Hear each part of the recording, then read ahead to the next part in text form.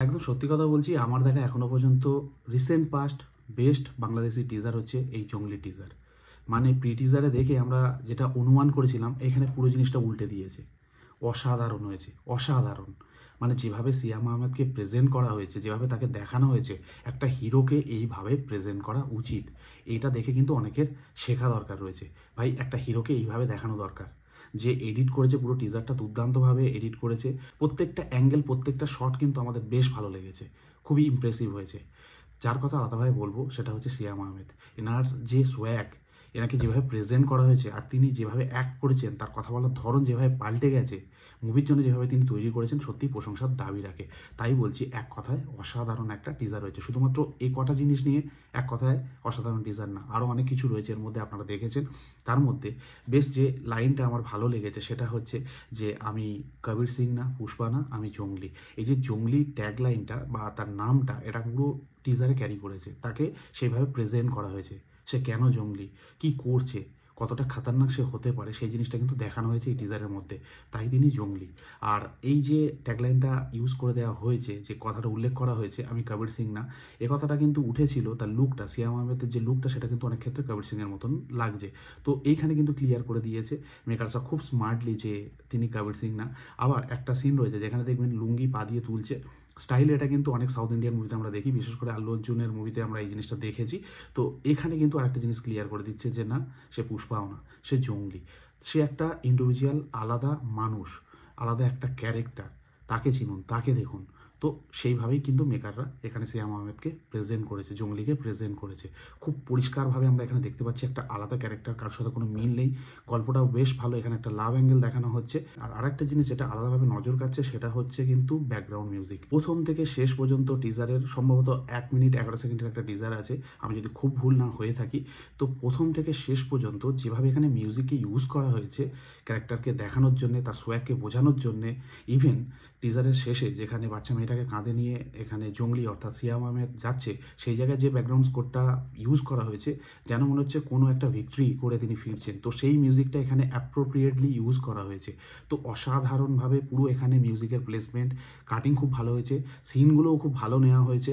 অর্থাৎ মুভির যে মেকিং প্রসেস রয়েছে সেটা খুবই ভালো, সিনগুলো খুব ভালো থাকবে, ড্রামাও খুব ভালো রয়েছে, দেখে বোঝা যাচ্ছে, যেহেতু একটা লাভ অ্যাঙ্গেল রয়েছে। তার সঙ্গে একটা জায়গায় সিয়াম আহমেদের যে এক্সপ্রেশনটা দেখলাম যখন একটা বাচ্চা মেয়ের ভয়েস ওভার রয়েছে, সেই জায়গায় খুব করুণ একটা এক্সপ্রেশন রয়েছে, তার সঙ্গে মাঝে মাঝে অ্যাগ্রেসিভ, তার সঙ্গে অ্যাকশন। তো সব কিছু মিলিয়ে কিন্তু খুবই কম্প্যাক্ট এবং মিনিংফুল এবং খুব ভালো একটা টিজার হয়েছে। মুভিটা আশা করা যায় খুব ভালো একটা মুভি হবে। গল্পটা স্বতন্ত্র, এখানে আলাদাভাবে কোনো রকম কোনো কপি পেস্ট আমরা কোনো গন্ধ পাচ্ছি না বা দেখতে পাচ্ছি না। মেকার্সরা প্রথম থেকেই বলে দিচ্ছেন যে পুষ্পা না, কবির সিং না, তিনি জঙ্গলি। এই যে মুভির টিজারটা দেখলাম, প্রথম থেকেই মেকাররা ক্লিয়ার করে দিচ্ছে যে এখানে কোনো কন্ট্রোভার্সির জায়গা নেই। এটা জঙ্গলিকে আপনারা দেখছেন, এটা পুষ্পাকে দেখছেন না, এটা কবির সিংকে দেখছেন না। তো তিনি একজন আলাদা ইন্ডিভিজুয়াল মানুষ, তাকে দেখতে আপনারা হলে আসুন। এখানে আরেকটা জিনিস দেখলাম, ক্রিকেট ব্যাটটাকে নিয়ে তিনি বাইকের মধ্যে নিয়ে যাচ্ছেন। এই যে শটগুলো, যে ক্যামেরা অ্যাঙ্গেলগুলো নেওয়া হয়েছে, অসাধারণ। অনেক জায়গায় আমরা দেখি অস্ত্র নিয়ে যাচ্ছে, বন্দুক নিয়ে যাচ্ছে, হকি স্টিক নিয়ে যাচ্ছে, এখানে একটা ডিফারেন্ট কিছু আমরা জিনিস দেখতে পাচ্ছি। তার সঙ্গে অ্যাকশন সিকোয়েন্সগুলো বেশ ভালো লাগছে। যেটা আমি প্রথমেই বললাম, একটা হিরোকে এইভাবে প্রেজেন্ট করা উচিত। যেহেতু আপনি টাইটেল দিচ্ছেন জঙ্গলি, তাকে যদি সেভাবে প্রেজেন্ট না করতে পারেন, ব্যাকগ্রাউন্ড মিউজিক যদি সেরকম না থাকে, তার লুক অ্যান্ড ফিল সেরকম যদি না থাকে, পুরো জিনিসটা খেলো হয়ে যাবে। তো তাই আমি বলছি, আমার দেখা অন্যতম সেরা একটা টিজার হয়েছে এই জঙ্গলি টিজার। বরবাদের কথা যদি বলতে হয়, বরবাদ একটা high budget movie, Shakib Khan রয়েছে, সেখানে আলাদাভাবে সমস্ত কিছু মেনটেন করা হবে, ট্রিটমেন্ট করা হবে। কিন্তু সিয়াম আহমেদ, তার এই মুভির বাজেট কিন্তু অতটা না। সেই জায়গা থেকে দাঁড়িয়ে যে ফিল দিয়েছে, যে ভাইবস দিয়েছে, যেভাবে এখানে প্রেজেন্ট করা হয়েছে, সমস্ত কিছু যেভাবে এখানে তুলে ধরা হয়েছে, এক কথায় অসামান্য কাজ হয়েছে। আমার দেখা রিসেন্ট পাস্ট সেরা একটা বাংলা সিনেমার টিজার, এটুকু আমি বলতে পারি। মানে বিশেষ করে বাংলাদেশের মুভির কথা যদি বলতে হয়, দেখুন, একটা কাজের মধ্যে ভালো মন্দ সমস্ত দিক থাকে, কিন্তু এই টিজারটা এতটা এনগেজিং ছিল, এতটা পাওয়ারফুল ছিল, এতটা গ্লজি ছিল, এতটা সুন্দর ছিল যে আমার চোখ আটকে গিয়েছিল ভালো জিনিসগুলোর মধ্যে। খারাপ জিনিস আমার চোখে পড়েনি। তারপরে টেলার আসবে, মুভি আসবে, তখন দেখে আমরা অ্যানালাইজ করতে পারবো। কিন্তু আপাতত টিজারটা দেখে আমার 100-তে 100 দিতে ইচ্ছা করছে। অসাধারণ একটা টিজার রয়েছে। আর সিয়াম আহমেদকে যেভাবে প্রেজেন্ট করা হয়েছে, যেভাবে দেখানো হয়েছে, যেরকম আমি বললাম, বারবার রিপিট করতে ইচ্ছা করছে আর কি। যাই হোক, খুব ভালো হয়েছে। আমি আর ভিডিওটা বড় করবো না, আপনাদের কি মনে হয় অবশ্যই কমেন্ট করে জানাতে পারেন। যদি বরবাদকে কেউ টক্কর দিতে পারে সেটা হচ্ছে এই জঙ্গলি। দাগিও রয়েছে, দাগি দাগির মতো করে পারফর্ম করুক, কিন্তু এই মুভির যে টিজার হয়েছে না, মানে একদম আকাশ ছোঁয়া একটা টিজার। এই মুভিটা দেখে মানুষ, টিজারটা দেখে মানুষ কিন্তু হলে যাবে। বরবাদের একটা ভালো কম্পিটিটর হতে চলেছে কিন্তু জঙ্গলি, এটুকু আমি ব্যক্তিগতভাবে মনে করি। অবশ্যই সাকিব খানের একটা আলাদা এরা রয়েছে, তার একটা ফ্যান বেস রয়েছে, হিউজ একটা ফ্যান বেস রয়েছে।